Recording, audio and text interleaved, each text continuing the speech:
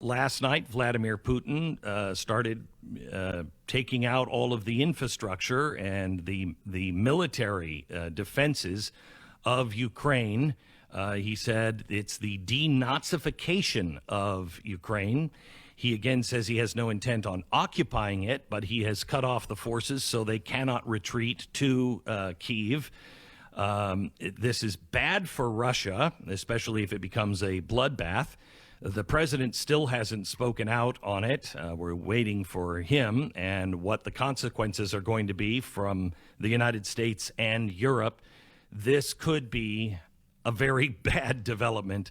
Bill O'Reilly is joining us now. Hello, Bill. Yeah, Biden's going to talk at 12:30 Eastern. That means he'll show up about 1:30. The undisciplined White House. He's always late. So they're writing up the speech now. He doesn't write the speeches. He doesn't even edit them, interestingly enough. And they're writing it up, and he'll go over 2 or 3 times, and then he'll go out. I figure about 1:30, 1:20. And what he'll say is that they're going to, up the sanctions more, and no one will understand exactly what that is unless you're a microeconomist. But what he has to do now, and there's no two sides to this story, he's got to break Russia economically. He's got to break them. And this is the time to do it. So I was wrong about Putin, and you know how thrilled I am to admit I'm wrong, Beck. Yeah, I know. I was wrong because I thought Putin was a rational man, rational leader. He is not. That changes the equation. So wait, hang on, Bill. Bill, is there a chance? Because he has always appeared to be a ruthless killer, but yes, also a rational ruthless killer. I cannot find any rhyme or reason. So maybe we're looking for the wrong reasons for him. Well, look, it doesn't matter what the reasons are. Well, it does. Violating international law. He's trying to destroy the world order and build up a new world order. Correct. So hang on. Let's look at that for a second. If you know they're going to put sanctions on you, a normal person would say, well, we're not going to be able to handle that. But you know, and I know, Bill, something that most people don't know. I think it was 4 or 5 years ago, Putin met with the Western press and said, World War III is already here. It's already being fought. Your leaders just don't know it. And it will be fought with ones and zeros. If he is indeed looking for a new world order, this allows him to fight back and cripple financial markets, do what we're doing to him, but fight with ones and zeros. Okay, but it's a different situation, Beck. Yes, he's going to hurt and has hurt worldwide financial markets. And the Dow is down about 700 points, 800 points today, and oil is up over $100 a barrel. That's temporary for us. But for him, it isn't temporary. So the only thing you can do with an irrational leader, and one of the reasons I made the mistake in my analysis that said Putin wouldn't bring military invasion to Ukraine was that when I talked to Trump thought he was rational. Trump thought that there were lines that Putin wouldn't cross because he didn't cross them with Trump. Okay, now we know that Putin is not rational. So when you have a dangerous person with power in that area, and Saddam Hussein was one, Adolf Hitler was one, Joseph Stalin was one, and history is littered with them. You have to break them early, and history has shown that.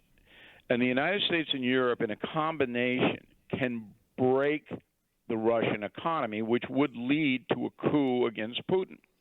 So the people would rise up, the military would turn on Putin. I don't think anybody's real thrilled about this invasion of Ukraine within Russia because it doesn't do Russia any good. It doesn't do them any good. They're basically having trouble feeding their people now, and that's China's problem too. So they have trouble providing a decent standard of living for their own people, and this is going to hurt them even more. So you've got to crush Putin is not suicidal. He knows if his It's but too Bill, late. I'm telling you, if we would have just said the Ayatollah Khomeini is irrational and a crazy man and left it at that, or Osama bin Laden, we wouldn't understand who we're dealing with. It seems irrational to us, but that's because we don't view it from their point of view. I think Putin, it does matter. No, it doesn't matter at all. His point of view doesn't matter because he's already demonstrated that he's going to start a war. So what the deuce does his point of view matter? Now we have to take What is he trying to accomplish? What is his real goal? Okay. So his real stated goal is to reimpose the power of the Soviet Union. That's his stated goal. The empire, yeah. Right. But I think he's a loon. I think he's a sociopathic, megalomaniacal loon. He's all of those things except for the last one. So then if that's who he is, that he wants to blow up the world, okay, then you have to stop him from blowing up the world. And the only way to do it is to break the Russian economy so the Russian people themselves take care of him. All right. So there is this weird thing going on, Bill, where people are saying, either we've got to go in and put boots on the ground and go to war, or they're saying we love Putin and, we caused a lot of these problems, which some of that is true, but not this. I think we need to recognize that Putin is a very bad guy. This is a very bad thing, violation of international law, and we need to be part of the solution. But that doesn't mean go to war with Russia. Would you agree with that? Yeah. I mean, look, you're not going to get into a shooting war with Russia unless Russia invades a NATO country. So if that happens, then you have to uphold the treaty and defend militarily. But it won't be the kind of war that was waged in Vietnam and Korea, even to some extent in Iraq. This will be a high-tech situation. And Russia, again, has tremendous weapons. They can inflict an amazing amount of damage on the world. Now, will this guy Putin bring it to that? I can't predict. But the fact that he did this is that you don't give him the opportunity. All right. Correct. So if you inflict massive economic pain on Russia now, this is the only way to stop this man. So if Biden comes out and is a mealy-mouthed, bumbling guy at 12:30 in his conference today, and we're in serious trouble. I do not expect that. I expect that he will tell the world that there's going to be no more commerce with Russia. None. Okay? Everything stops. I would say no Russian airplanes are going to be allowed to land in the United States or Europe. I would absolutely say that because everybody can understand that. Okay? And I would also say if China or anyone else helps Putin, we're going to slap economic sanctions on them. Now, that's the tough guy approach we need. Will Biden do it? And if he doesn't do it, then we have a totally different discussion here. But yeah, if he doesn't do it, because you're a historian, Bill. Correct me if I'm wrong. This is what it must have felt like in 1939 with Germany. But it was a different situation then, because the Allies then in the late 1930s, when Hitler was running roughshod, weren't prepared for war. We are. Trump rebuilt our military, okay? And we are a ferocious military machine, and so is NATO. I mean, Ramstein Air Force Base, if it were me, if I were president, I'd be moving heavy bombers in there now. Just as a show of force, okay? You've got to send a message to China and the rest of the world. We will not tolerate a breakdown in world order caused by a gangster. All right, that's what Putin is. He is a thug. All right. There is do you think illegal... anyone? Go ahead. Do you think anyone in our Pentagon, anyone in the White House, really would know how to position, without getting us into a war, know how to position this or fight this? I mean, there was one of the national security advisors for Obama last night and said, I don't trust any of these people in the White House, and I know them. I don't think they're prepared to do this. I don't deal in that paranoia world. I don't deal in the world of punditry that says, "Oh, let it go. It's not, America's fault." You want a worldwide depression? You want everybody in America paying $10 for a gallon of gas and not, $30 for a hamburger? Then you let these guys run wild, because that's what will happen.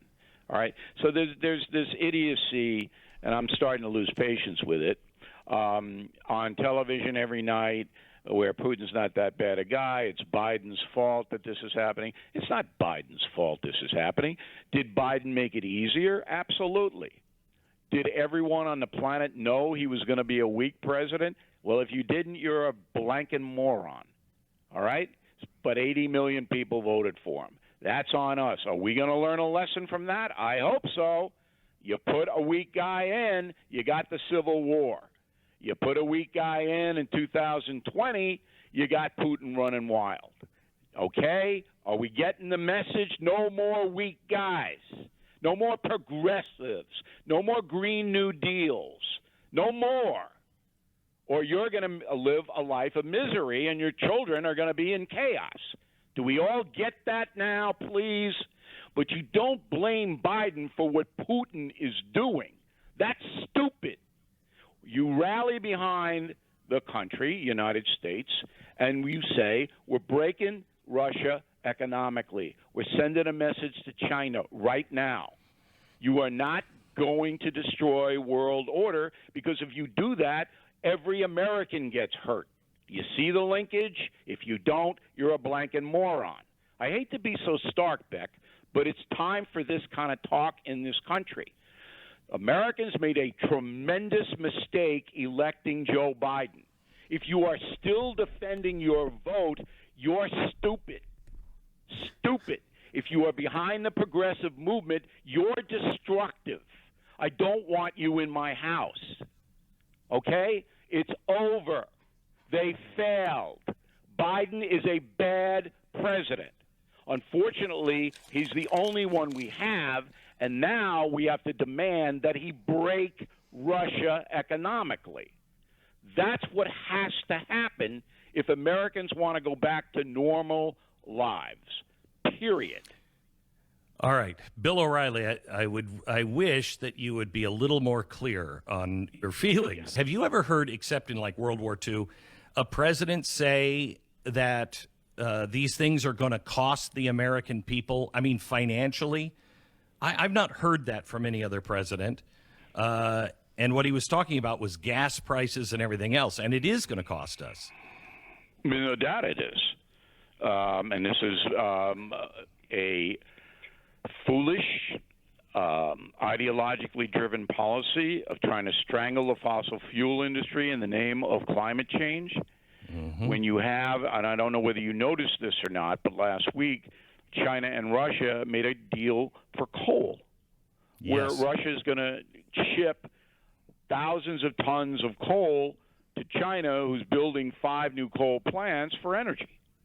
A week. And we're destroying our fossil fuel industry here, and they're doing that?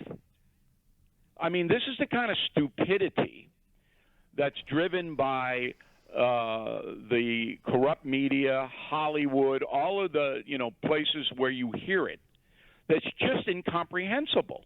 It's incomprehensible. I want a clean planet, but you don't destroy the infrastructure of your energy delivery system when people need to get to work and heat their homes because of some blanking theory. Okay? While the other side of the world is polluting the hell out of the planet. You don't do that. That's stupid. Again, I have to use that word. Okay?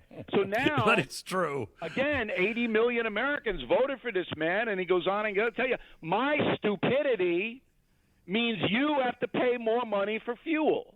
That's what he should say. It's not all Americans have to sacrifice. It's my stupidity is causing your bills to go up. That's the truth, is it not, Beck? It is. Bill, I have about 90 seconds left. What should we watch for, good and bad, in the speech today? If it's all gobbledygook and you don't know if it's this bank and that bank and this guy can't come to Finland or whatever, then you know it's BS. If he gets out there and he says, no more dollar transactions with Russia, we're going to strangle their economy, we're going to break them because we can't put up with this kind of stuff, then maybe we got something.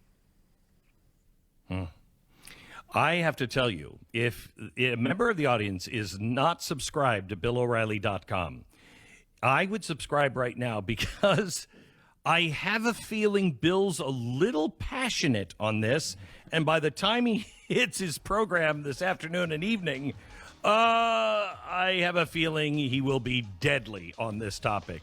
Bill, thank you so much. God bless you. Okay, Beck, thanks for having me. Thank you. BillO'Reilly.com.